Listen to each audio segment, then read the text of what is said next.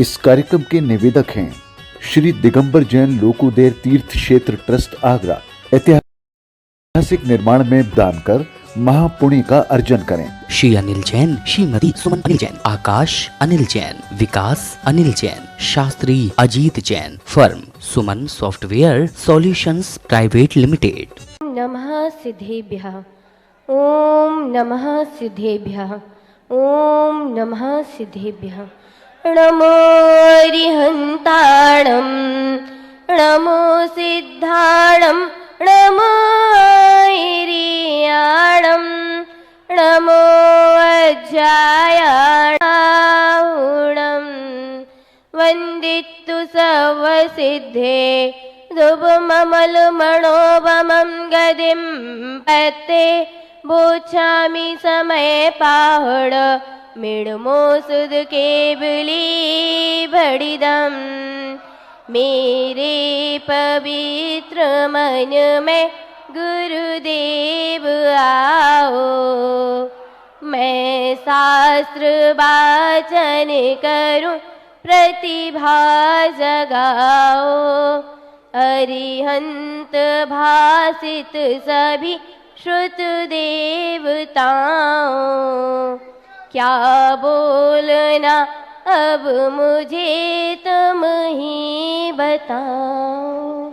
जय बोलिए देवाधिदेव 1008 श्री आदिनाथ भगवान की, मूला 1008 श्री चंद्रप्रभु भगवान की, संत शिरोमणि आचार्य गुरुवर श्री 108 विद्यासागर जी महामुनि राज की, अभिनव आचार्य श्री 108 समय सागर जी महामुनि राज की।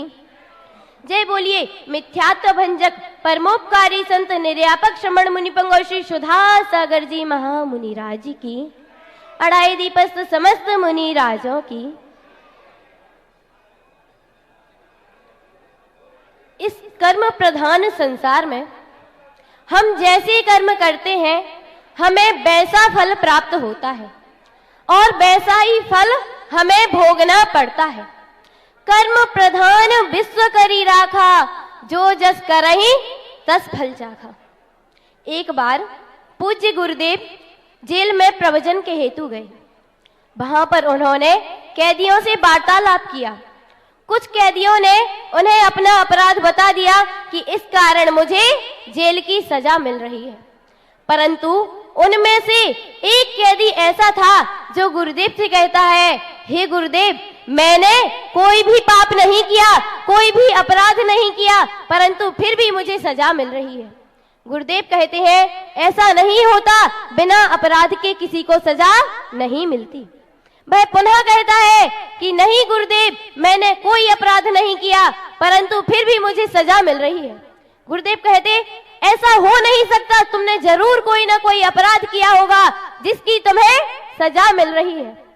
वह पुनः कहता है, गुरुदेव सच मानिए, मैंने कोई अपराध नहीं किया, परंतु मुझे फिर भी सजा मिल रही है। तब गुरुदेव सोच में पड़ जाते हैं, सोचने लगते हैं, ऐसा कैसे हो सकता है कि बिना अपराध के सजा कैसे मिल सकती है। गुरुदेव आंख बंद करके जैसे ही सोचते हैं कि उन्हें तोता नजर आता है, तो वह उस कैदी से प्रश्न करते हैं कि क्या तुमने कभी तोता पाला? तो वह कहता है, हाँ गुरुदेव, मैंने तोता पाला है। तो गुरुदेव कहते हैं, बस उसी कर्म की सजा है जो तुम्हें आज यहाँ मिल रही है। वह समझ नहीं पाता, तोता पालने की सजा, तोता पालने की सजा कब किसको मिलती है, वह नहीं समझ पाता। तब गुरुदेव समझाते हैं कि उस बेचारे तोते का क्या अपराध था जो तुम अब उसके घर से, उसके जंगल से उसे उठा लाए, उसके घर से तुमने उसे अलग कर दिया। उसी प्रकार आज तुम्हारा कोई अपराध नहीं है, परंतु तुम्हें सजा मिल रही है। यह हम पर निर्भर करता है कि हम किस प्रकार के कर्म करते हैं। यह तुम्हारे पूर्व कर्म का फल है जो तुम्हें आज सजा मिल रही है। हम निरंतर कर्म करते रहते हैं। कुछ कर्मों का फल हमें तुरंत मिल जाता है, कुछ कर्मों का फल हमें उसी भाव में लेकिन कुछ समय पश्चात प्राप्त होता है, लेकिन कुछ कर्मों का फल हमें भवांतर में प्राप्त होता है। पर यह हम पर निर्भर करता है कि हमें किस प्रकार के कर्मों का संचय करना है। हम जिस प्रकार के कर्मों का संचय करते हैं हमें वैसा फल प्राप्त होता जाता है। परंतु यह अज्ञानी जीव क्या करता है कि जैसे ही कर्मोदय में आते हैं तो उनमें हर्ष करता है, विलाप करने लगता है। वह कर्म करते वक्त नहीं सोचता, उस समय विचार नहीं करता, परंतु जैसे ही कर्मोदय में आते हैं वह हर्ष विलाप करने लगता है। अज्ञानी जीव जो होता है वह पुण्य करने से भागता है, परंतु पुण्य के फल को चाहता है। पाप करता है परंतु पाप के फल से वह डरता है। यह होती है अज्ञानी जीव की दशा, क्योंकि वह अपने स्वभाव को भूल जाता है और कर्म को ही कर्ता मानने लगता है। और अज्ञानी जीव की यह दशा बताते हुए आचार्य कुंद महाराज कहते हैं, कम में हिम सुहा विज्जति दुखा विज्जति तहेव कम में हिम या मिच्छतम रिज्जति या असंजमम चेव। अज्ञानी जीव क्या सोचता है कि कर्म ही हमें सुख देता है, कर्म ही हमें दुख देता है, कर्म के कारण ही यह जीव असंयम को तथा मिथ्यात्व को प्राप्त होता है, ऐसा अज्ञानी जीव सोचता है। इसीलिए आचार्य कुंद महाराज उस अज्ञानी जीव को समझाते हुए कहते हैं, जमहा कम्मम कुब्बदी कम्मम दे दित्ति हरदि जम किंची तमहा सब्बे जीवा अकार्या हुंति आवरण। यदि हे अज्ञानी जीव तुम ऐसा कहते हो कि कर्म ही करता है, कर्म ही देता है, कर्म ही हरण करता है, तो यह कहना तुम्हारा मिथ्या होगा। क्यों? क्योंकि तमहा सब्बे जीवा अकार्या हुंति आवरण। यदि तुम कहते हो कर्म सुख देता है, कर्म दुख देता है, कर्म हमें देता है, कर्म हरता है, तो यह तुम्हारा कहना मिथ्या होगा। इस कारण तो जीव जो है वह अकारक पने को प्राप्त हो जाएगा और जो कर्म है वह कर्ता पने को प्राप्त हो जाएगा। किसी ने पूछा कि इस सृष्टि का कर्ता धर्ता कौन है? किसी ने पूछा इस सृष्टि का कर्ता धर्ता कौन है? तो उत्तर आया कि इस सृष्टि का कर्ता धर्ता तो भगवान है, उसके बिना तो एक पत्ता भी नहीं हिलता है, वह जैसा चाहता है वैसा ही होता है। तो आपसे प्रश्न करना चाहती हूँ कि अज्ञानी जीव ने तो पहले ही कह दिया कि यह जीव तो अकारक है, जीव को अकारक बना दिया, तो क्या तुम्हारा जो भगवान है वह जीव नहीं है? क्या तुम्हारा भगवान जीव नहीं है? यदि जीव है तो फिर अकारक कैसे सिद्ध हुआ? वह जीव अकारक सिद्ध कैसे हुआ? इसका मतलब जीव अकारक नहीं है। यदि अकारक है जीव तो तुम्हारा भगवान फिर जड़ है। चलिए मान लेते हैं कि भगवान सृष्टि का कर्ता धर्ता है, तो आपसे प्रश्न करती हूं कि यदि भगवान सृष्टि का कर्ता धर्ता है, क्या वह इतना निर्दयी है कि वह अपने भक्तों को अपने समान नहीं बना सकता?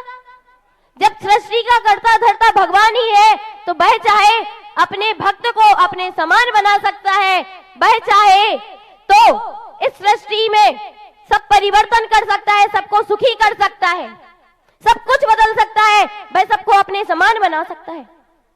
नहीं, ऐसा नहीं है। इसीलिए कहते हैं कि भगवान सृष्टि का कर्ता धर्ता नहीं है, कर्ता जीव स्वयं है। परंतु गुरुदेव कहते हैं कि आत्मा आत्मा का कर्ता नहीं है, आत्मा आत्मा का कर्ता नहीं है, कर्म कर्म का कर्ता नहीं है। फिर हे अज्ञानी जीव तुम कैसे कहते हो कि कर्म करता है? यह जीव कर्मों का कर्ता नहीं है, यह तुम्हारा मिथ्या है। यदि तुम ऐसा कहते हो तो यह मिथ्या है। इसीलिए कहा गया है, यह कर्म भ्रमाता है मुझको, यह मिथ्या भ्रांति रही मेरी। हे अज्ञानी जीव तुम इस संसार में परिभ्रमण कर रहे हो, इसका कारण क्या है? क्योंकि तुम कर्म को ही कर्ता मान लेते हो कि कर्म ही करता है, कर्म ही करता है, इस कारण तुम संसार में परिभ्रमण करते रहते हो। इस प्रकार का सोचना मिथ्या है। यदि हम इस प्रकार का सोचते हैं तो हमारा यह कहना मिथ्या होगा, क्योंकि कर्म दुखी करता नहीं और कर्म के बिना जीव दुखी होता नहीं। क्या कहा? कर्म दुखी करता नहीं और कर्म के बिना जीव दुखी होता नहीं। उन पांडव मुनिराजों को देख लीजिए, वह पांडव मुनिराज अपनी तपस्या में लीन थे, परंतु उन्हें तपते हुए आभूषण पहना दिए गए, सिर पर तपता हुआ मुकुट, हाथ में तपते हुए कड़े, शरीर में बेड़ी पहना दी गई तपते हुए, परंतु वह तो दुखी नहीं हुए। वह तो अपनी साधना में ही लीन रहे, वह कर्मों के कारण दुखी क्यों नहीं हुए? यदि हे अज्ञानी जीव तुम कहते हो कि कर्म हमें दुखी करता है, तो वह जो पांडव मुनिराज थे वह कर्मों के कारण दुखी क्यों नहीं हुए? गुरुदेव ने प्रवचनों में बताया था कि कितना अजीब है कि हमारे जो मुनिराज हैं, जो ज्ञानी जीव हैं, वह मरण अवस्था में जब कोई किसी की मृत्यु हो रही हो तो वह उस समय अपनी अमरता का अनुभव कर लेते हैं। भगवान आदिनाथ, नीलांजना का नृत्य चल रहा था, वह उसकी जैसे ही मृत्यु हुई तो भगवान आदिनाथ को वैराग्य उमड़ आया, उन्होंने अपनी अमरता का अनुभव कर लिया। इस प्रकार के ज्ञानी जीव होते हैं कि वह मृत्यु के समय क्या कर रहे हैं? अपनी अमरता का अनुभव कर रहे हैं। दुख आ रहे हैं, उपसर्ग हो रहे हैं, परंतु उस समय वह सुख की अनुभूति कर रहे हैं। यदि जीव तुम कहते हो कि कर्म ही करता है तो यह तुम्हारा कहना मिथ्या होगा, क्योंकि कर्म करता नहीं है। यदि हम दूसरों के अधीन हैं तो यह बात तुम्हारी सत्य हो सकती है, परंतु हमें कर्मों के अधीन नहीं होना है, बल्कि कर्मों को हमें अपने अधीन करना है। कितने ही असाता कर्मों का उदय आ जाए, परंतु हमें समता भाव नहीं छोड़ना है, क्योंकि ज्ञानी जीव जो होता है वह इस प्रकार का विचार करता है कि अपने कर्म सिवाय जीव को कोई न फल देता कुछ भी, कि जो जीव कर्म करता है उसी का फल उसे प्राप्त होता है और वह फल उसे भोगना पड़ता है। परंतु पहले कहा कि ना तो कर्म करता है ना जीव करता है, तो फिर यह जीव क्या कर रहा है जिसके कारण उसे कर्म बंध हो रहा है? यह जीव मात्र रागादि भाव करता है, जिसके कारण उसे कर्म बंध होता है और उसी का फल उसे भोगने में आता है। मैंने पहले कहा था कि जैसा कर्म हम करते हैं वैसा फल हमें भोगना पड़ता है, परंतु यह हम पर निर्भर करता है कि हमें किस प्रकार के कर्मों का संचय करना है, शुभ कर्मों का संचय करना है या अशुभ कर्मों का संचय करना है। गुरुदेव ने एक बात कही थी, यदि वर्तमान का पुरुषार्थ प्रबल है, यदि वर्तमान का पुरुषार्थ प्रबल है तो किस्मत की लकीर भी बदल जाती है। यदि वर्तमान का पुरुषार्थ प्रबल है तो किस्मत की लकीर भी बदल जाती है। इसका साक्षात उदाहरण हमारे समक्ष विराजमान है, क्योंकि ना जाने कितने कर्म असाता कर्मों का उदय आया। इनकी जीवन पोथी उठाकर देख लीजिए, छोटे से ही इतने असाता कर्मों का उदय आया, परंतु वह अपने मार्ग से शिथिल नहीं हुए, अपने मार्ग में डटे रहे, अपने मार्ग से शिथिल नहीं हुए, अपने कर्मों में लीन नहीं हुए, बल्कि अपनी साधना में ही लीन रहे। मुझे एक संस्मरण याद आता है, सन 1981 की बात है, नैनागिर चातुर्मास चल रहा था। उस समय पूज्य गुरुदेव क्षुल्लक परम सागर की अवस्था में थे। उस समय अचानक बहुत असाता कर्म का उदय आया, जिस कारण गुरुदेव को मलेरिया हो गया और स्वास्थ्य इतना बिगड़ गया कि 2 लोगों का सहारा लेकर आहारों के लिए उठना पड़ता था। अब असाता कर्म का उदय था। चूंकि उस समय चातुर्मास का समय चल रहा था, तो आचार्य श्री ने अपने शिष्यों को समयसार का अध्ययन शुरू करा दिया, परंतु गुरुदेव का क्षुल्लक परम सागर का असाता कर्म का उदय था, जिस कारण वह गुरुदेव के मुख से 8वीं गाथा पर्यंत ही अध्ययन कर पाए। उसके बाद वह कक्षा से वंचित रहने लगे। उसी समय क्षुल्लक परम सागर के गृहस्थ अवस्था के बड़े भाई ऋषभ दर्शनों हेतु नैनागिर आए थे। आचार्य श्री के दर्शन किए, संघ के दर्शन किए। उसके उपरांत वह क्षुल्लक परम सागर के पास पहुंचते हैं और देखते ही आश्चर्यचकित हो जाते हैं। कहाँ इनकी वह काया थी और कांति नजर आती थी, कहाँ इनकी यह काया जिसमें क्लांति नजर आ रही है। धीरे धीरे जानकारी प्राप्त होती है कि मलेरिया रोग के कारण शरीर की यह दशा हो गई है। शाम को जब पुनः ऋषभ आचार्य श्री के दर्शन करने हेतु जाते हैं, तो आचार्य श्री से सहज ही बोल पड़ते हैं कि हे आचार्य श्री, क्षुल्लक परम सागर तो कक्षा से वंचित हो रहे हैं, अब उन्हें पुनः कब इस महान ग्रंथ के अध्ययन का सौभाग्य प्राप्त हो सकेगा। तब आचार्य श्री ऋषभ की ओर देखते हैं और उत्तर देते हैं कि वो तो पल पल समय सार का साक्षात्कार कर रहे हैं। उस साक्षात्कार का अनुभव उनके दैनिक जीवन में रोज रोज हो रहा है। वह कक्षा से वंचित हो रहे हैं परंतु समय सार से नहीं। ऐसे हमारे पूज्य गुरुदेव इतने असाता कर्मों का उदय आता रहा परंतु कर्मों में लिप्त नहीं हुए। वह नित्य प्रतिदिन अपनी साधना में लीन होते गए, समय सार में लीन होते गए और ऐसी समय सारी आत्मा के द्वारा हमें इस समय सार का अध्ययन का सौभाग्य प्राप्त हो रहा है। यह जरूर हमारे पूर्व कर्म के फल का उदय है जो आज हम सभी उस समय सारी आत्मा से समय सार का अध्ययन करने का सौभाग्य प्राप्त हो रहा है।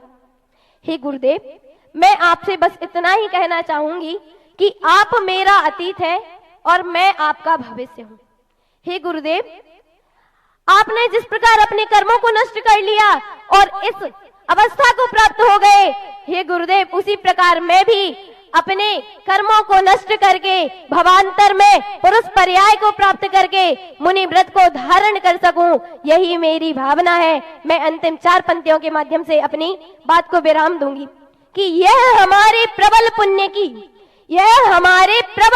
की पराकाष्ठा रेखा है। हमने अपने भाग्य पटल पर एक राज अनोखा लिखा है कि इस दुनिया में सबसे सुंदर चीज हमारी आंखें हैं। इन आंखों ने निर्यापक मुनि सुधा सिंधु को देखा है। इन आंखों ने निर्यापक मुनि सुधा सिंधु को देखा है। जय बोलिए अहिंसा परमो धर्म की। महानुभाव, इस प्रवचन के पश्चात शास्त्रीय तृतीय वर्ष से बंटी भैया प्रवचन के लिए तैयार हो रहे हैं। आपको बता दें, हमारे बंटी भैया संस्कृत भाषा में प्रवचन करेंगे। आज का जो प्रवचन होगा वो संस्कृत भाषा में करेंगे। हमारे विद्वान संस्कृत, प्राकृत, हिंदी, अंग्रेजी सभी भाषाओं में, सभी प्रकार की व्याकरण में अच्छी तरीके से दक्ष हैं। बंटी भैया शास्त्रीय तृतीय वर्ष से संस्कृत भाषा में अपना प्रवचन लेकर के तैयार रहें। उससे पूर्व आज 8 बच्चे गुरुवर से उपनयन संस्कार हेतु आए हैं, जो आज उन 8 बच्चों के लिए उपनयन संस्कार दिया जाएगा। हम आपको बता दें, बालक जन्मता तो है लेकिन वह जब तक 8 वर्ष का नहीं हो जाता तब तक वो जिनाभिषेक करने के योग्य या पात्र नहीं बन पाता है। इसी को बोलते हैं उपनयन संस्कार। उप यानी पास में, नयन यानी गुरु के समीप, जिन मुद्रा के समीप। तो आज ऐसे 8 बच्चे जो आए हैं वो क्रम से पीछे से गुरुवर के पास आएंगे और उसकी एक जिज्ञासा हमारे राजकुमार भैया और टोनी जी के इसलिए रख रहे हैं यहाँ से, वो अपनी जिज्ञासा भी रखेंगे और पीछे से 8 बच्चे क्रमशः गुरुवर के समीप आ जाएंगे। वहां से पीछे से लेके आए टोनी भैया और राजकुमार भैया, सब जिज्ञासा रखो जल्दी से, सारे बच्चे आ जाएंगे। कमल भैया। जय बोलिए आचार्य भगवान गुरुदेव श्री विद्यासागर जी महामुनि राज की जय। परम पूज्य आचार्य भगवान गुरुदेव श्री समय सागर जी महाराज की जय। परम पूज्य मुनि पुरमगांव श्री सुधा सागर जी महाराज की जय। गुरुदेव, आज यहाँ कुछ बच्चे उपनयन संस्कार के लिए यहाँ पर आए हुए हैं। इन बच्चों को देखकर मन में ऐसा भाव आया है कि क्यों ना गुरुदेव इस कार्यक्रम को कुछ व्यापक रूप दिया जाए कि आपके कर कमलों से हमारे नगर के या आसपास के जिस भी क्षेत्र के बच्चों के या उनके परिवारजनों के, अभिभावकों, माता पिता के भाव हों, वो अपने बच्चों का भाग्य उदय इस प्रकार करा सकें और संस्कारित कर सकें। आपके कर कमलों के द्वारा यदि उनके लिए संस्कार प्रदान किए जाएं, कुछ एक ऐसा कार्यक्रम हम लोगों को आशीर्वाद प्रदान करें कि हम लोग उन बच्चों का भविष्य उज्जवल कर सकें। आपके मार्गदर्शन की आवश्यकता है गुरुदेव। नमोस्तु नमोस्तु नमोस्तु भगवान। देखिए, ये 8 बच्चे जिनका की उपनयन संस्कार गुरुवर के हस्त कमलों के द्वारा किया जा रहा है, ऐसा सौभाग्य सिर्फ 8 बच्चे नहीं, पूरे सागर के बच्चे और सागर के आसपास की पूरी समाज के जितने भी बच्चे हैं वो ऐसा सौभाग्य प्राप्त करना चाहते हैं। और टोनी भैया, राजकुमार भैया ये जिज्ञासा कर रहे हैं कि हे गुरुवर, पूरे जिले के, राजकुमार भैया पूरे जिले के आसपास सबके, माइक से बोलो आप तो, पूरे जिले के। हाँ, वो तो हमने बोला ना गुरुदेव, आपके आशीर्वाद से अगर आप आदेश या निर्देशित करेंगे तो पूरे सागर शहर, जिले के और आसपास सभी जिनके भी भाव हो, जो भी ऑनलाइन देख रहे हैं जिनके भी भावना हो, वो सभी आकर के यहाँ से अपने बच्चों का उपनयन संस्कार आपके कर कमलों से करा सके। आप इस प्रकार से हम लोगों को कुछ आशीर्वाद या निर्देश दीजिए गुरुदेव। नमोस्तु। कैसा विहंगम दृश्य होगा वो, जिस तरह की 31वां श्रावक संस्कार शिविर लगा था और उसमें 3000 शिविरार्थी 5000 शिविरार्थी आए थे, उनको संस्कारित गुरुवर ने किया था। ऐसा कुछ दृश्य देखने की अभिलाषा हम सभी सागरवासियों में है कि हे गुरुवर, ऐसा कैसा ये उपनयन संस्कार का क्या महत्व है और 8 वर्ष के बाद ये क्यों किया जाता है और किस रूप में ये करना चाहिए, इस समाज के सामने पूरी भारतवर्ष नहीं देश विदेश जितने भी ऑनलाइन देख रहे हैं सभी के लिए गुरुवर सबकी ये जिज्ञासा है कि किस प्रकार से इसको मनाया जाना चाहिए, किस प्रकार से ये किया जाना चाहिए। एक बार आपके मुखार बिंदु से और इसकी क्या रूपरेखा होना चाहिए, यदि ये पूरी समाज के सामने आता है तो गुरु बहुत अच्छा होगा। राजकुमार भाई साहब महामंत्री के रूप में टोनी जी के इसलिए सब पूछ रहे हैं कि हम इसको विशद रूप में करना चाहते हैं गुरुवर, एक विस्तृत व्यापक रूप से अगर आप आशीर्वाद दें तो इस कार्यक्रम को, ताकि सभी लाभान्वित हो सके गुरुवर। हमने शिविरार्थियों को तो संस्कारित किया है, अभी तक ये बच्चों वाला संस्कार नहीं किया, लेकिन जब पूज्य गुरुदेव आचार्य विद्यासागर महाराज ने किया तब जरूर लगा कि ये होना चाहिए। और पूज्यवर जिनसेन स्वामी महाराज ने महापुराण में इसको मौजी बंधन के नाम से संस्कार किया है। तो अब इसके संबंध में अब मैं तो अपनी तरफ से, मैंने कहा ना, मैं अपनी तरफ से कोई भी कार्यक्रम को बोलता नहीं हूँ, और तुम लोग करते हो तो मैं तुम्हारा सहयोग दिए बिना रहता नहीं। नमोस्तु भगवान, नमोस्तु। मेरा कोई, मैंने कई बार कहा, मेरा कोई कार्यक्रम नहीं होता, मेरा कोई एजेंडा नहीं रहता। मेरा कार्यक्रम तो मेरे खुद के मूल गुण हैं, खुद की चर्या है। यह जरूर मेरा कार्यक्रम जो है, और वह कार्यक्रम मेरा अक्षुण्ण चलता है। तुम्हारे कार्यक्रमों से मेरा कार्यक्रम कभी बाधित नहीं होता। बस फर्क इतना है कि आप लोग जब कार्य करते, अब आज आपने कहा है एकदम, तो एकाएक हम कैसे कहें। अब चतुर्मास भी समापन की ओर है, आप सबको सूचना मिलना, आप समय मिलना, अनुकूलता देख लें। जब आपको अच्छा कोई शुभ मुहूर्त बच्चों के हिसाब से आपको लगे गुरुदेव, तो आप आशीर्वाद दीजिएगा, हम लोगों का निवेदन है। क्योंकि जैसे ही ये कार्यक्रम की घोषणा होगी तो ये पंडाल कम पड़ेगा। जी बिल्कुल, चाहते हैं गुरुदेव कि हर बच्चे को ये आपके द्वारा लाभ मिले। कौन नहीं चाहता कि मुनि महाराज के द्वारा बेटे का संस्कार हो। उपनयन संस्कार की चर्चा शास्त्रों में है, श्रेष्ठतम श्रेष्ठ गुरुओं से कराने की है। जब गुरु नहीं मिलते हैं तो पर विद्वान लोग भी करते हैं, लेकिन ये परंपरा है, इसका विस्तार से कभी वर्णन करेंगे। अभी देखते हैं, सोचते हैं नमोस्तु, समय की क्या अनुकूलता बनती है, यह विचार करते हैं। जी नमोस्तु, नमोस्तु, नमोस्तु स्वामी। बंटी भैया तृतीय वर्ष अपना शास्त्राध्याय।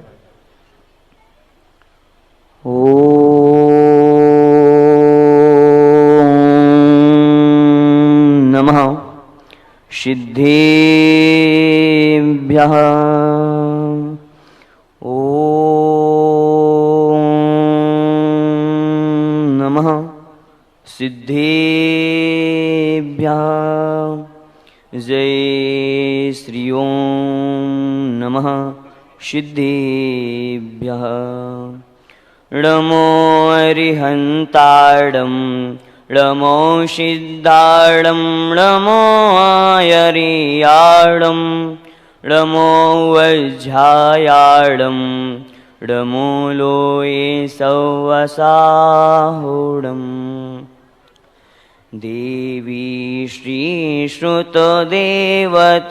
भगवती त्वत्पादपङ्केरुह द्वन्द्वेयामि शिलीमुखत्वमपरं भक्त्या मया प्रार्थ्यते मतश्चेतसि तिष्ठ मे जिनमुखो भूतेश दात्राहि मां दृग्दानेन मयि प्रसीद भवतीं सम्पूजयामोऽधुनः वन्दितु शौवसिद्धे ध्रुवममलमणो ववं गदिं पत्ते वोक्षामि शमयपाहुड मृणमोषुध केवलीं बडिदं सर्वेषामुच्चार्यन्तु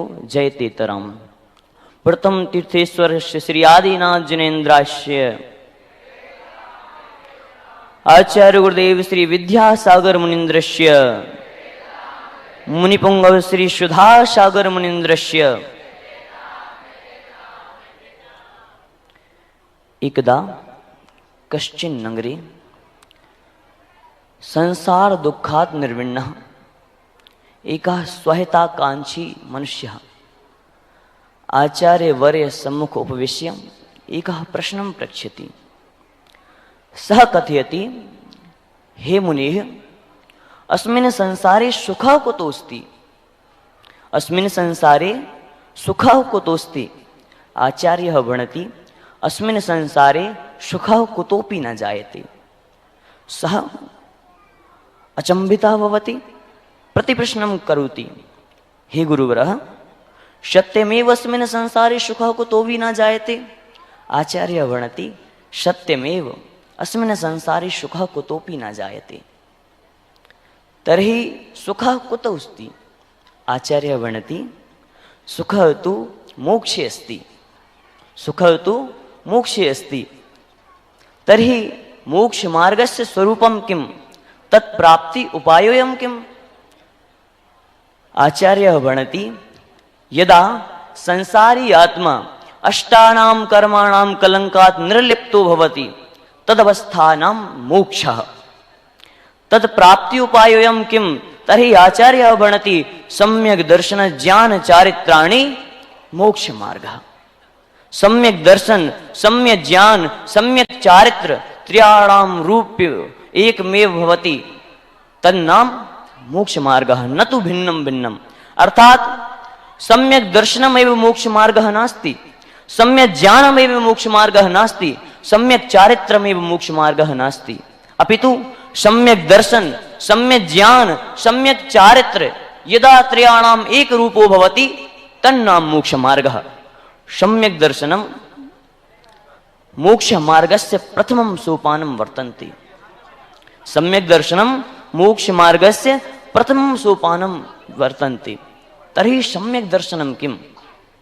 अस्मिन् संसारे यानि वस्तूनि दृश्यन्ते तेषां स्वरूप ज्ञानं तद्विद ज्ञानं किम्? तेषां स्वरूप ज्ञानं तद्विद ज्ञानं च सम्यक् दर्शनं। सम्यक् दर्शनं सम्यक् दर्शनस्य प्राप्ति उपायोऽयं किम्? तर्हि आचार्यः वदति, मार्गस्य प्राप्ति उपाय, मार्गस्य परिचयः एव पर्याप्तो नास्ति। मार्गस्य परिचयः पर्याप्तो नास्ति, अपितु अनुयायिनां परिचयोऽपि आवश्यकः अस्ति। येन मार्गेण काठिन्यं न अनुभूयते, येन कारणे मार्गे काठिन्यं न अनुभूयते, कठिनतायाः अनुभवं न भवति। तर्हि सः कथयति, सम्यक् दर्शनस्य अनुयायी कः?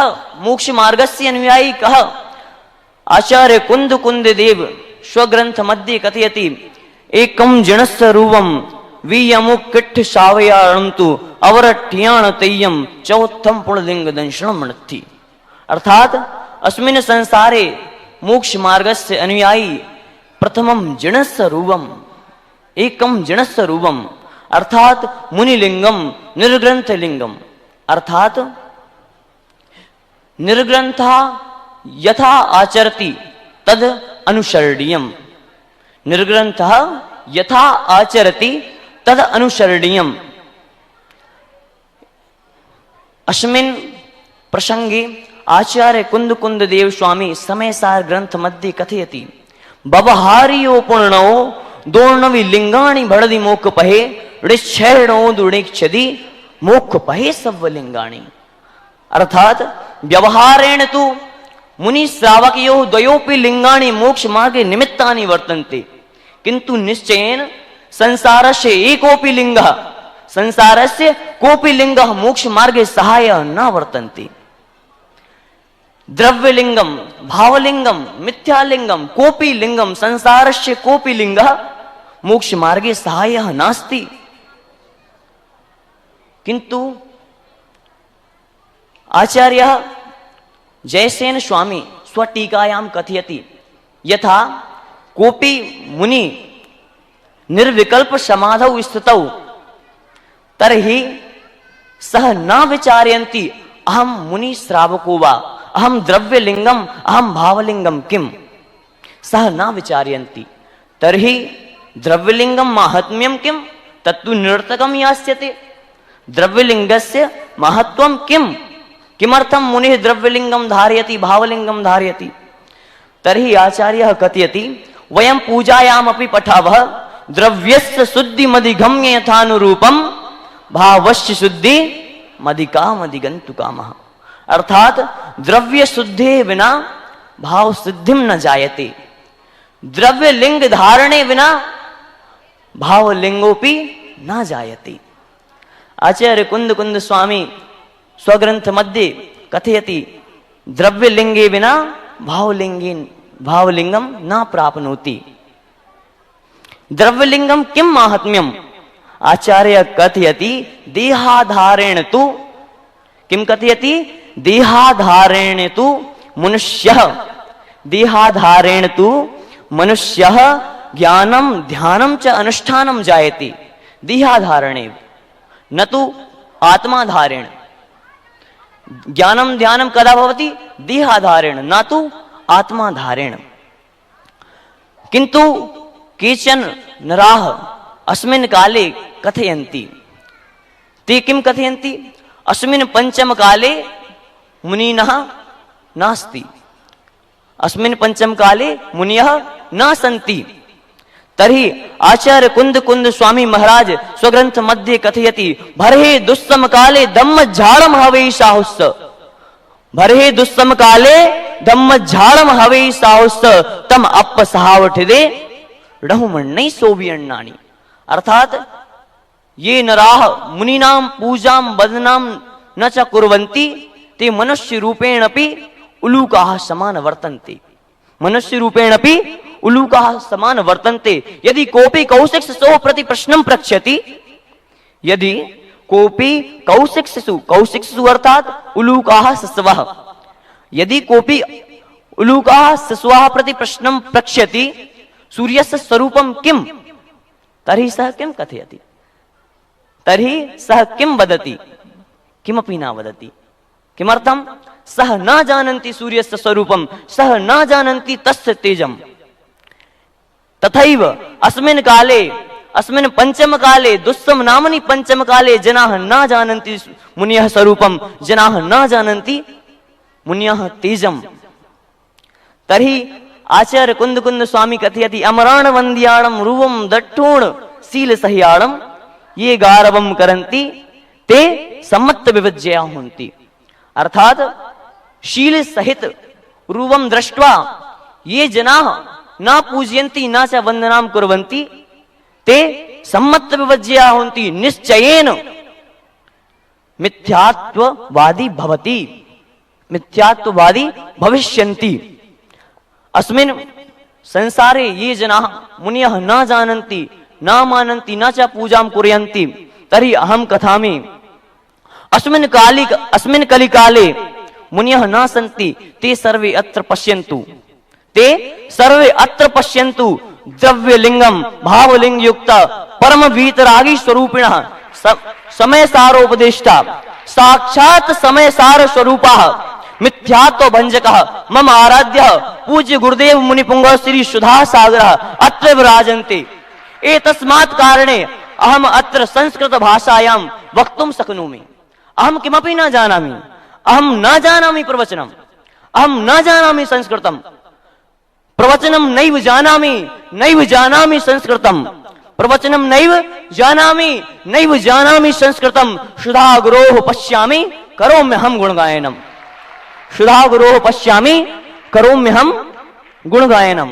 अहम अत्र किमपि न कुर्वन्ति, अहम अत्र किमपि न करोति, अहम ब्रुवन्नपि न ब्रुवः, अहम वदन्नपि न वदामि। अत्र यत् भवति सर्वमिदं मुनीनां कर प्रसादेन एव भवति, अहम किमपि न करोमि। आचार्य मानतुंग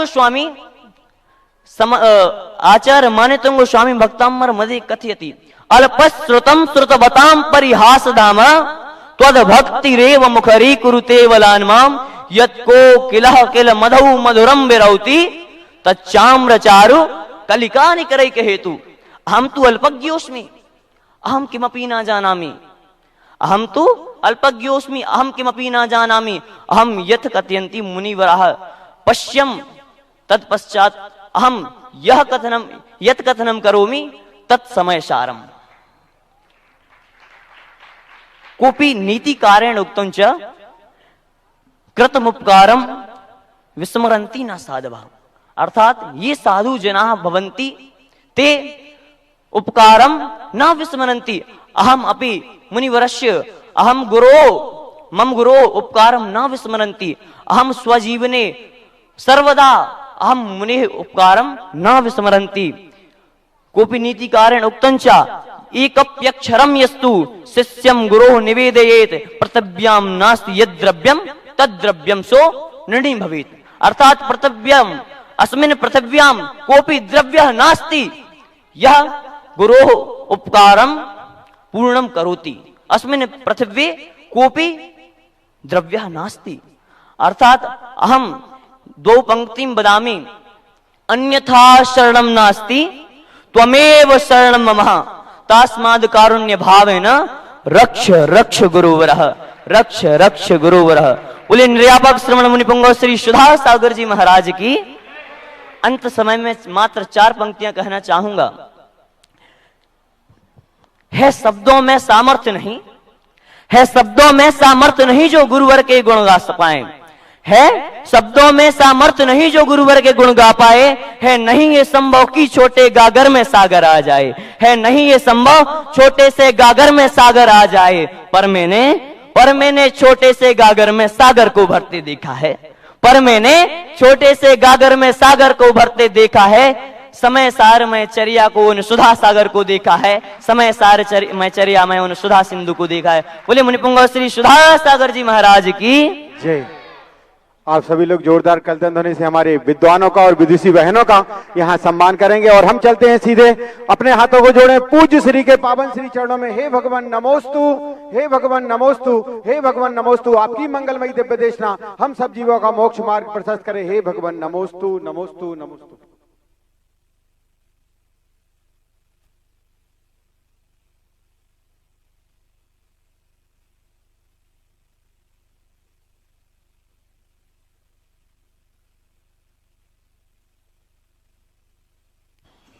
जय श्री ओम नमः शिदेव्या।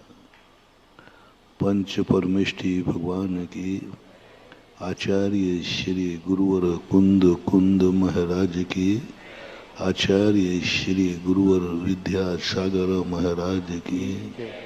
तीर्थ चक्रवर्ती जगत पूज्य निर्यापक श्रवण मुनिवर श्री सुधा सागर जी महामुनिराज की, पूज्य मुनि संघ की।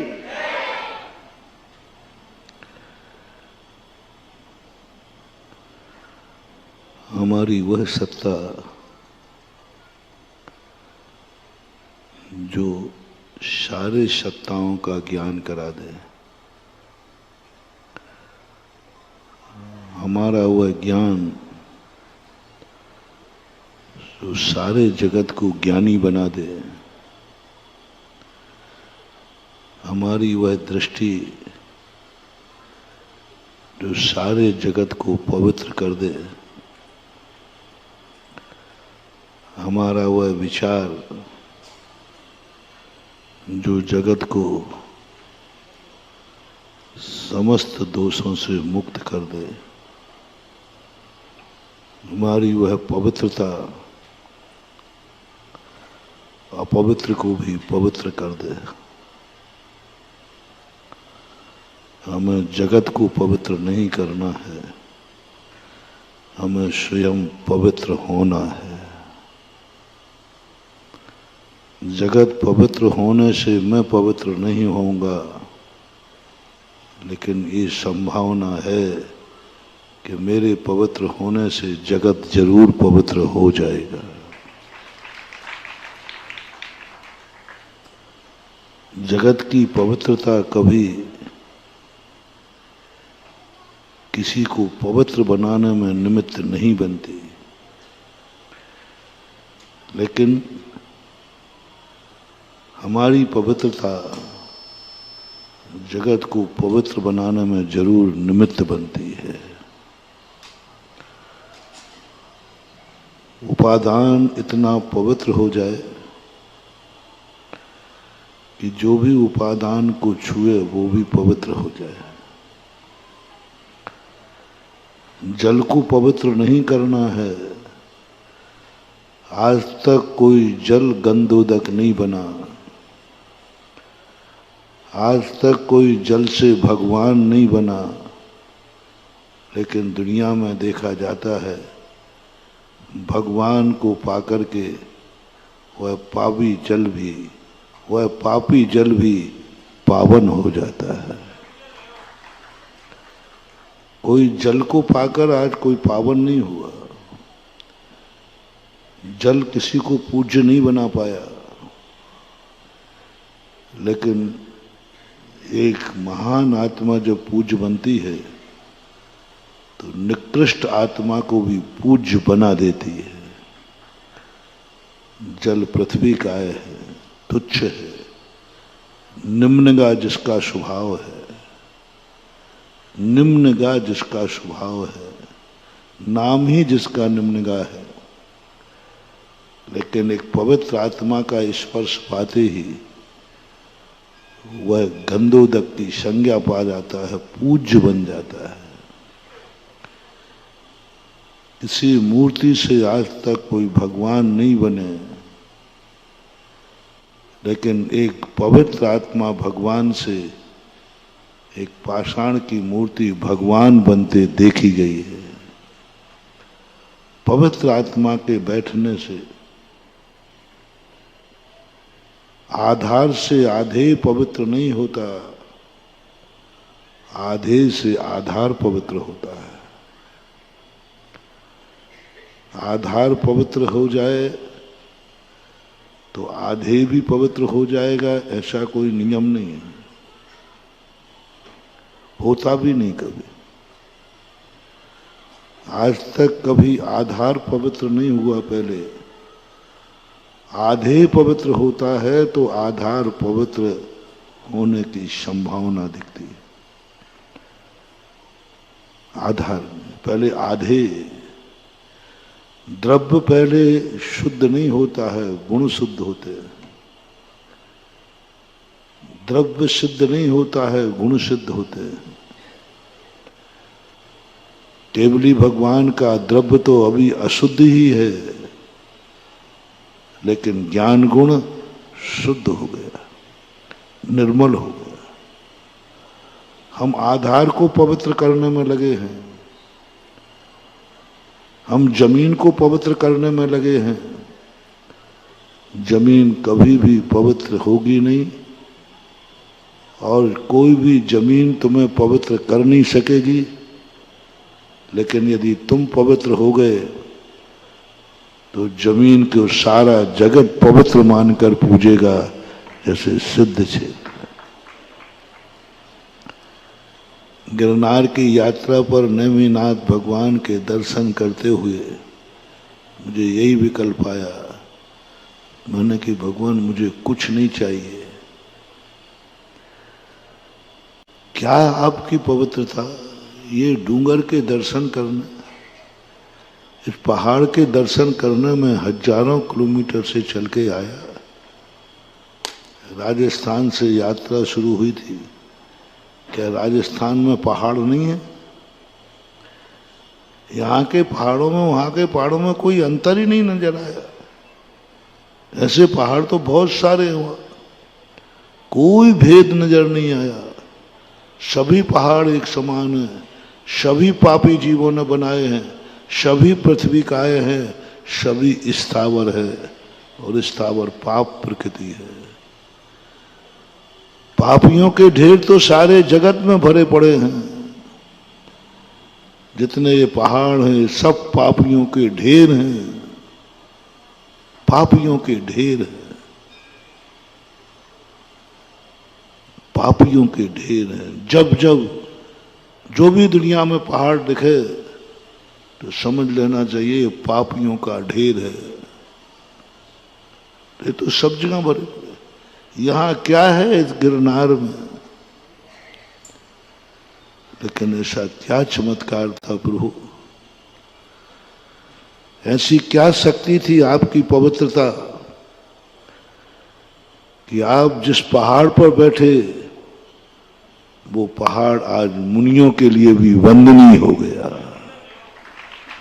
हजारों किलोमीटर मुनि चल करके, हजारों सीढ़ियां चल करके इस पहाड़ की वंदना करने आ रहे। ये योग्यता पहाड़ की नहीं है प्रभु, ये चमत्कार आपका है। पहाड़ में ये चमत्कार कहां रखा, वो तो पापी जीव है, वो तो स्थावर हैं, वो तो एक इंद्रिय हैं, वो तो कर्मों के मारे हैं, वो तो जन्म जन्म के पापी हैं, कर्मों की मार से सजा भोग रहे हैं। उनमें ये योग्यता कहां है कि वो इतने पावन हो जाए। ये चमत्कार आपका है कि इस पापियों को ढेर को लोग भूल गए और इनकी दृष्टि में आ रहा है, मेरी दृष्टि में आ रहा है। ये पापियों का ढेर नहीं है, ये प्रभु पारसनाथ की निर्माण स्थली है। ये पवित्र है, ये वंदनीय है, ये पूजनीय है। ऐसी दृष्टि कौन बदला है, किसने बदल दिया, किसको बदल दिया? क्या वो पृथ्वी काय नहीं है? क्या वो स्थावर नहीं है? वो स्थावर हैं, वो तो ज्यों के त्यों रहेंगे, लेकिन लोगों को अब वो पापियों का ढेर नहीं दिख रहा है।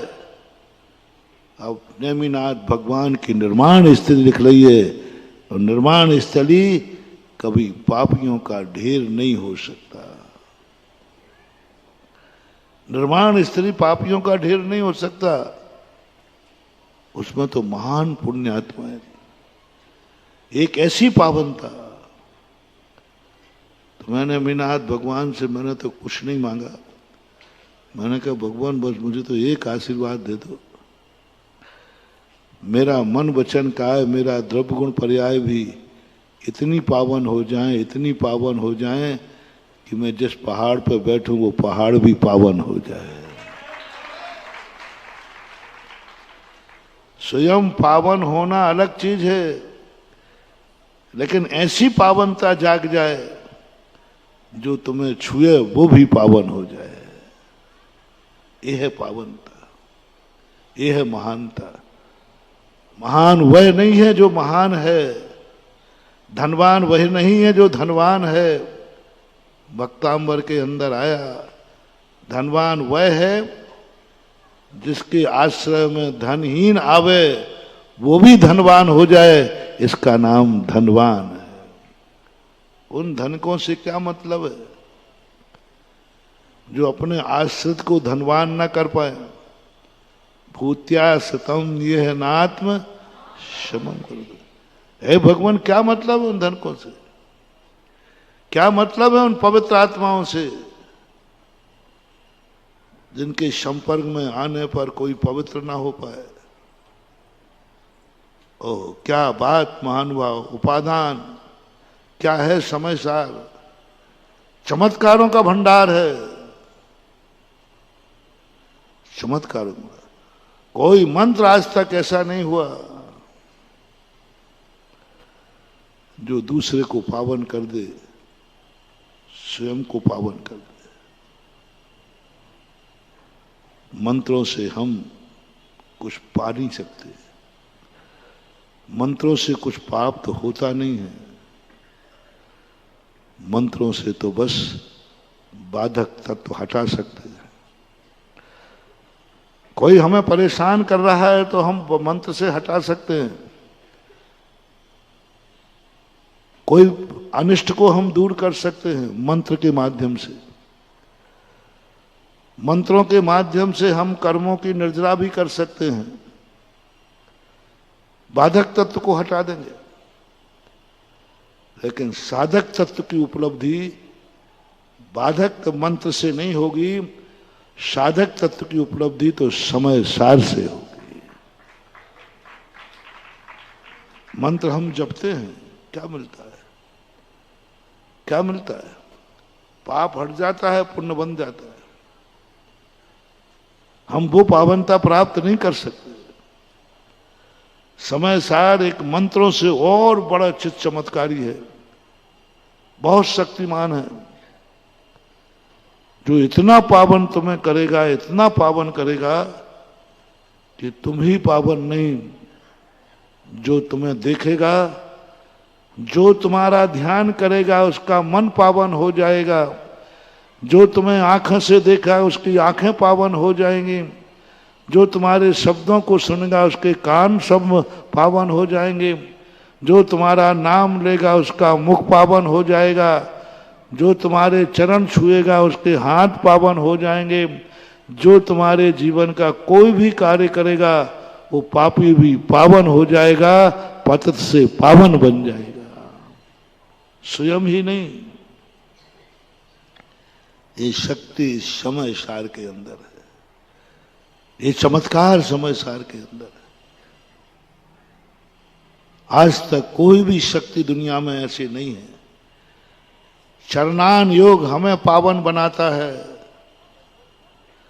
चरणान योग हमारे सब पावनता के बाधक कारणों को हटाता है। चरणान योग से कुछ मिलता नहीं है। मैंने एक दिन कहा भी था, प्रथमान योग जब हम पढ़ते हैं हमें कुछ करने का साहस आता है, कुछ नहीं करने की प्रेरणा मिलती है।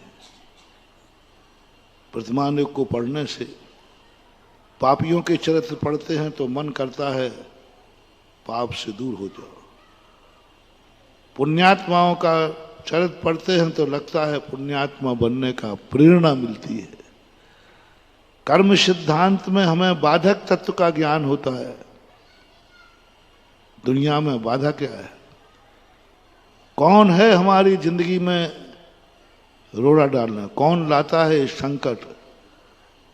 कौन मेरी जिंदगी को इच्छा के अनुसार नहीं जीने दे रहा है? कौन है ऐसा? कौन है जो हमारे आगम के और अनुभव के बीच में टकरा रहा है? कल कहा था, कैसे श्रद्धान करें हम, क्या करें? या तो आगम हमारे अनुसार हो जाए या हमारा अनुभव आगम के अनुसार हो जाए। श्रद्धा जम नहीं रही, श्रद्धा बैठ नहीं रही। इतना समझा रहे, इतना साथ पढ़ रहे, फिर भी श्रद्धा नहीं जम पा रही। फिर भी हमारी दृष्टि निमित्त पे चली जाती है, फिर भी हमारी जितनी राग द्वेष पापों में चली जाती है। पाउच पर लिखा है बड़े अक्षरों में तम्बाकू स्वास्थ्य के लिए हानिकारक है, फिर भी तम्बाकू देख करके चबाने लग जाता है। क्या है? कौन है ऐसा जो अनुभव और आगम के बीच में? कौन सी शक्ति, कौन सा भूत है वो जो हमारे अनुभव को आगम को एक नहीं करने दे रहा है? बिल्कुल सब कुछ उल्टा हो रहा है। शास्त्रों में जो सब लिखा है सब उल्टा लिखा है। क्योंकि मुझे आज तक जो शास्त्रों में लिखा है वो अनुभव नहीं आया। बनारसी दास 3 दिन कमरे में बैठे रहे शास्त्र से मैचिंग करने के लिए। 3 दिन सब प्रकार का आहार जल त्याग कर, परिग्रह त्याग कर बैठे। कि मैं आगम में देखता हूं कि लिखा है समस्त प्रकार के परिग्रह त्याग करने से आत्मा में से परमानंद फूटता है। 3 दिन बैठे रहे, तीसरे दिन आकर उनको चक्कर आने लगा, शक्ति तो कुछ मिली नहीं और सब कुछ खत्म। बौद्ध 6 महीने बैठे, जैन शास्त्रों के साथ अनुभव मिलाने के लिए, मेरे जीवन की पर्याय वह हो जाए जो आगम में है। नहीं मिला, मध्यम मार्ग अपना लिया। आप लोग भी अपने मन से पूछो, अभी आपका सच्ची श्रद्धा नहीं है, आप कहीं प्रभाव में हैं, आप कहीं दबाव में हैं, आप अभी कुल परंपरा में हैं, आपको बाप दादों का संस्कार है। अभी जो मंदिर आ रहे हो आप, एक बासा मंदिर है, तुम नहीं आ रहे हो, तुम जैन हो इसलिए आ रहे हो, तुम जैन हो इसलिए आ रहे हो। जैन हो तो जैन मंदिर जाता है इसलिए आ रहे हो। 90% जैन है इसलिए आ रहे हैं क्योंकि उनको संस्कार दिया गया।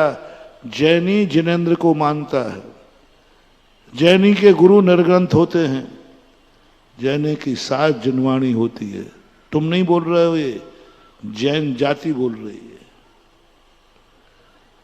तुम नहीं बोल रहे हो। मैं उच्च कुलीन हूं, तुम नहीं बोल रहे हो, तुम्हारा बाप बोल रहा है क्योंकि मैं अच्छे बाप का बेटा हूं। तुम्हें अनुभव में नहीं आया अभी तक कि मैं उच्च हूं, तुम्हें अनुभव में आ रहा मेरा पिता उच्च कुलीन है और मैं उस कुल में जन्मा हूं तो मैं भी उच्च हूं। सब संस्कार है, सब थोपा हुआ है। यही तुम्हारा जन्म यदि कहीं और हो जाता तो वो धर्म मान रहे होते। मुसलमान के जन्मते तो मस्जिद जा रहे होते, हिंदू के जन्मते होते तो मंदिर जा रहे होते, ईसाई के जन्मते तो चर्च जा रहे होते, जैनी के जन्मे हो तो मंदिर आ रहे हो। क्या फर्क पड़ता है? कर्म का तमाशा है। कर्म ने तुम्हें मंदिर भेजा है, तुम नहीं आए हो, तुम मंदिर नहीं आए हो, कर्म ने भेजा है, कर्म ने भेजा है। कर्म की बदौलत तुम मंदिर आए हो और कर्म के भेजे हुए तुम मंदिर आ रहे हो तो तुम जैन कुलीन तो हो सकते हो, जैन धर्मी नहीं हो सकते। पूज्य वरति विश्व आचार्य महाराज ने त्रिलोय परिणति में कहा है, स्वर्ग के देवता, सभी देवता जिनेंद्र भगवान को मानते हैं। एक मानता है कि आराध्य हैं, एक कहता है कि यहाँ जन्म लेने वालों की परंपरा है कि इन भगवान का अभिषेक करना पड़ता, तो वो कराता। परंपरा है, तुम्हारी परंपरा है कि जैनियों ने कहे हम जैनी हैं तो जैन मंदिर जाएंगे क्योंकि हम जैनी हैं, ये मंदिर जैनी का है। तुमसे पूछा ये मंदिर कौन? बोले ये जैनियों का है। जैनियों का मंदिर होते ही नहीं। तो वो कहता है जैनियों का मंदिर है तो मुसलमान की मस्जिद है, हिंदू का मंदिर है, उनका चर्च है, सब अपने अपने में जाओ। क्यों कहते हो कि कौन अच्छा है कौन बुरा है, कौन सम्यक है कौन मिथ्या है? ये कहने का तुम्हें अधिकार ही नहीं, क्योंकि ये धर्म जैनियों का है, वो धर्म मुसलमान का है, वो धर्म ईसाई का है, वो धर्म हिंदू का है।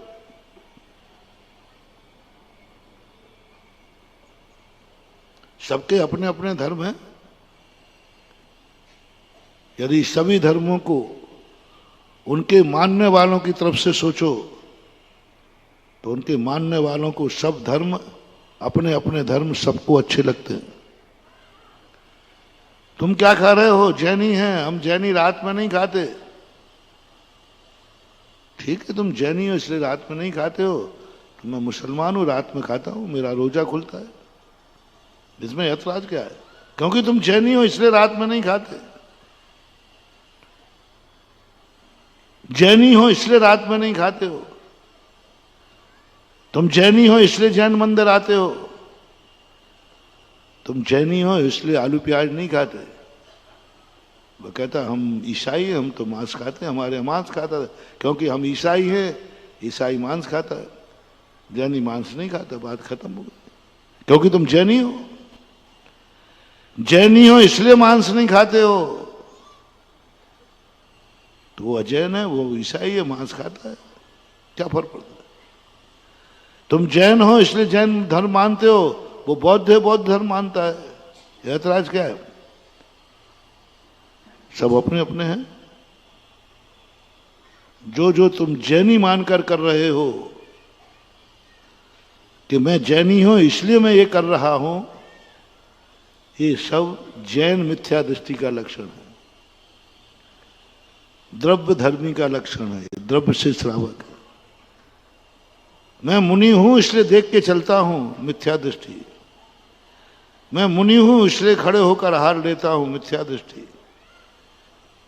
मैं मुनि हूं इसलिए पीछे रखता हूं, मिथ्या दृष्टि। मैं मुनि हूं इसलिए केस लॉन्च करता हूं, मिथ्या दृष्टि। मैं मुनि हूं इसलिए सत्य बोलता हूं, मिथ्या दृष्टि। मैं मुनि हूं इसलिए चोरी नहीं करता, मिथ्या दृष्टि। मैं मुनि हूं इसलिए ब्रह्मचारी रहता हूं, मिथ्या दृष्टि।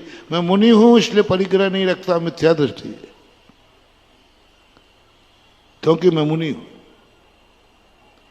और मुनि को ये नहीं करना चाहिए, मुनि को ये करना चाहिए।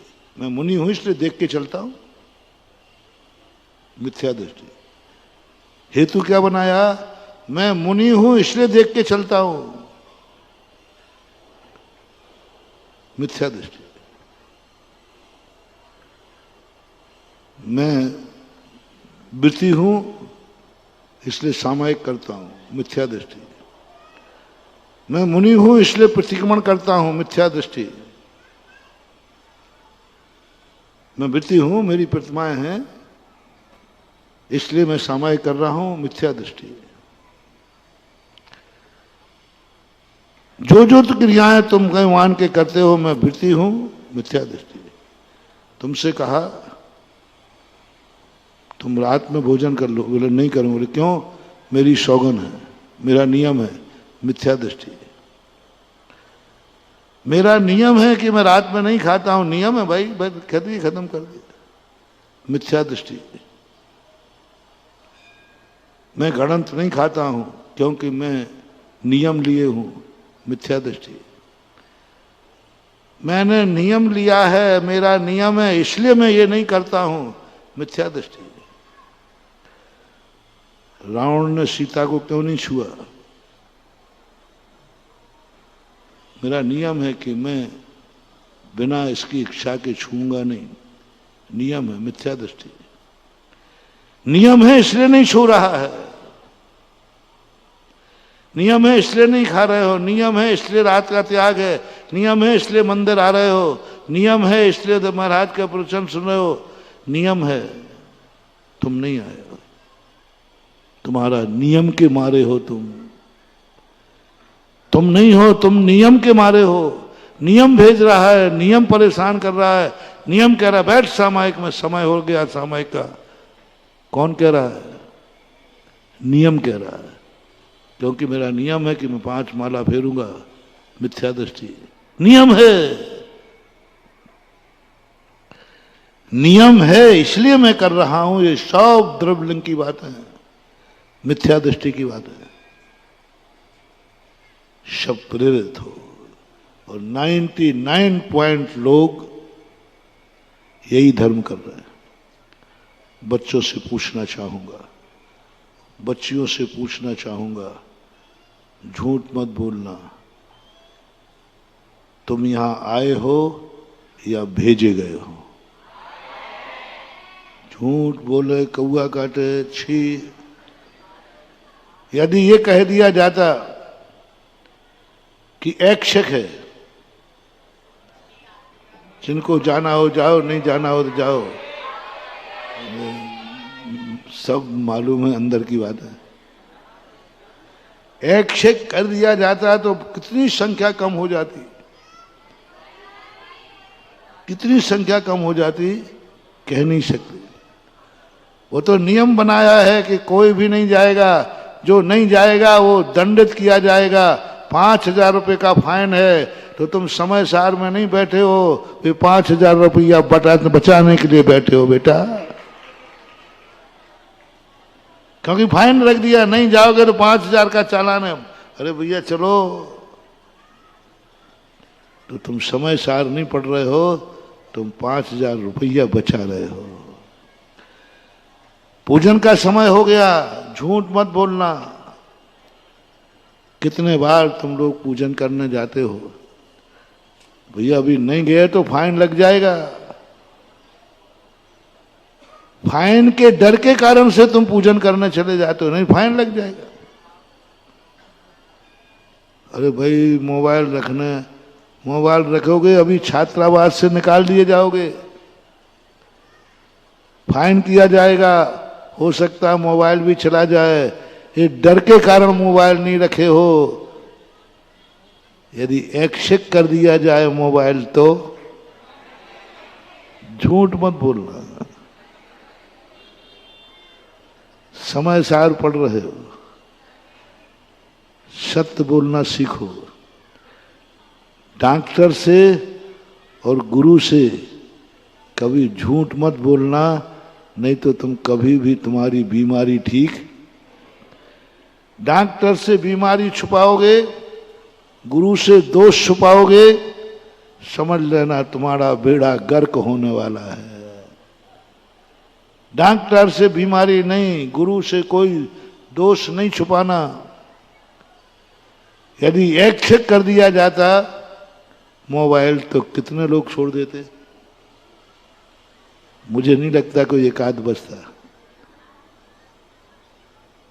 नहीं, तुमने मोबाइल छोड़ा नहीं है, तुम्हें डर भर दिया, निकाल दिए जाओगे, निकलने का भय, डर भर दिया तुम्हें फाइन होगा, और डर के कारण बैठे हो। जैसे बुंदेलखंडी में बोलते हैं झक मार के, बोलते ना, एक बोलते अरे वो तो झक्का मारा है, झक मार के बोलते मालूम क्या है, झकाने मछली, वो धीवर बैठा रहता है नदी किनारे, झक मारने, मछली मारने के लिए। अब फंस जाएगी तो ठीक, नहीं फंसेगी तो ठीक। ऐसे ही तुम झक मार के बैठे हो। अच्छा शब्द मिला,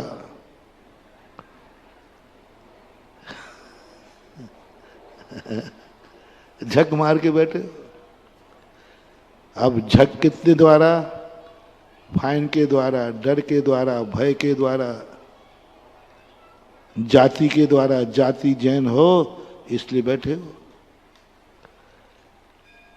नियम है इसलिए नियम के मारे बैठे हो। जो नियम के मारे बैठा है, नियम के मारे रात में नहीं खा रहा है, नियम के कारण सामायिक कर रहा है, ये झक मार के सामायिक कर रहा है। झक बोलते हैं मजबूरी में। क्या बोलते हैं? मजबूरी किसे बोलते हैं? करने का भाव नहीं है, मजबूरी है, क्या करें।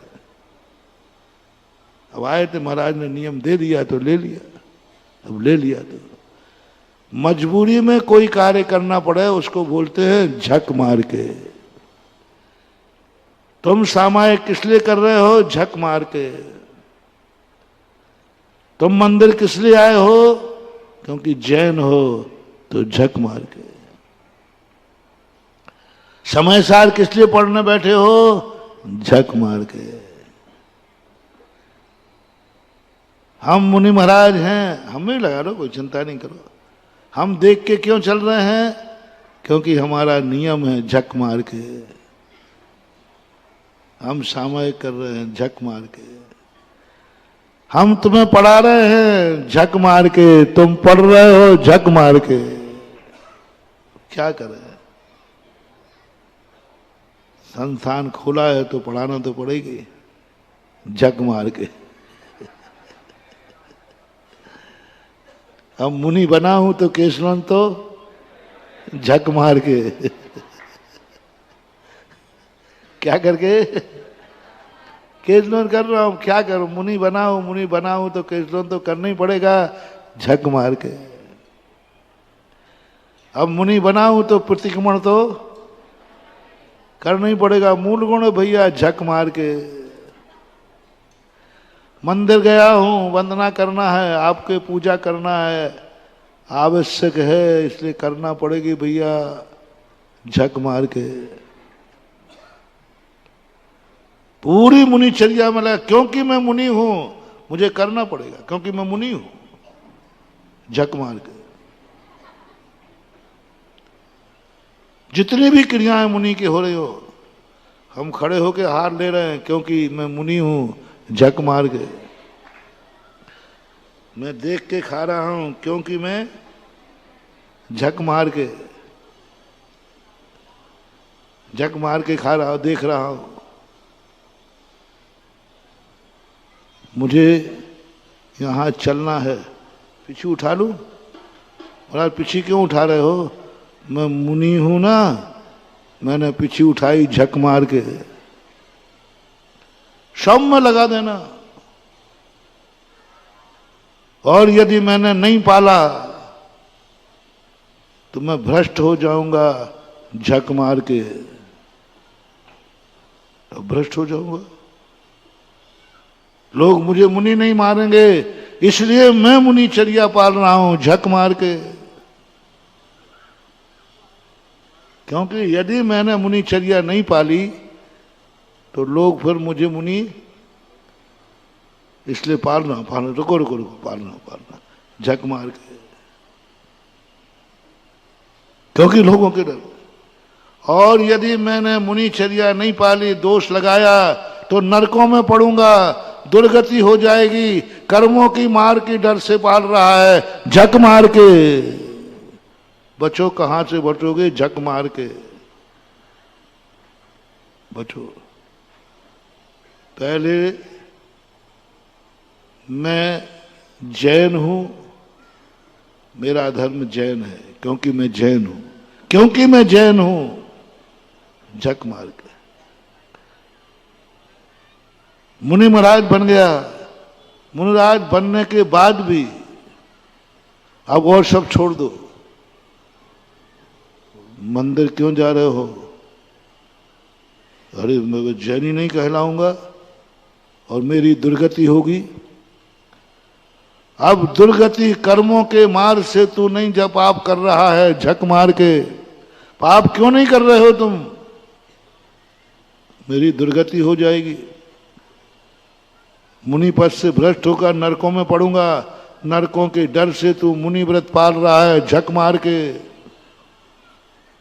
किसके डर से? नरकों के डर से। नरकों में पड़ूंगा झक मार के। मैं संसार में नहीं, यदि मैंने दोष लगाया तो मैं अनंत संसारी होऊंगा। संसार का डर है।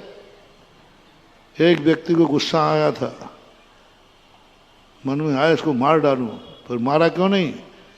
बोले जेल का डर लग रहा था। बोलो किसके डर से नहीं मारा? यदि जेल का डर नहीं होता तो निपटा देता झक मार के। उसने नहीं मारा, क्यों? डर से, भय से। मजबूरी में मारने का भाव तो है, लेकिन वो 302 धारा याद आ गई झक मार के। तुम धंधा पानी करना तो चाहते हो सब, लेकिन नहीं करूंगा, इसमें पकड़ा जाऊंगा तो जेल जाऊंगा झक मार के। बोलो तुम जिंदगी में कितने कार्य कर रहे हो झक मार के। अच्छा शब्द बोला, बढ़िया मजेदार। जिंदगी में पहली बार बोल रहा हूं झक मार के।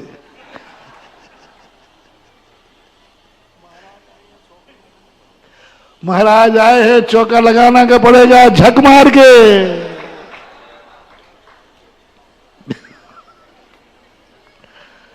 अब महाराज प्रवचन दे रहे हैं तो सुनने तो जाना पड़ेगा झक मार के। अब मंदिर बना लिया है तो पूजा करना पड़ेगी झक मार के। अब मंदिर बना लिया है तो पंच कल्याणक भी करना पड़ेगा झक मार के। छिंदवाड़ा वालों, हाँ बैठे हो झक मार के, पंचकल्याण के मारे बैठे हैं झक मार के। बोलो जिंदगी में कितने कार्य हैं, सारांश निकालो।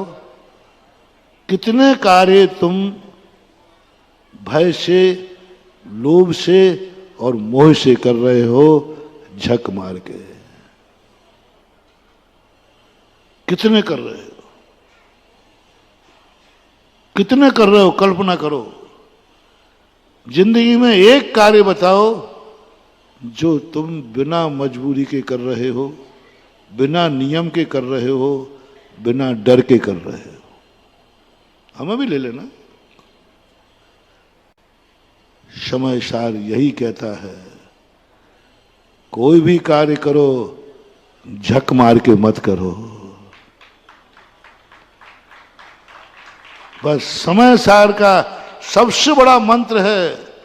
चरणान एक तो कहता है, इष्टोपदेश तो कहता है कैसे ही कर,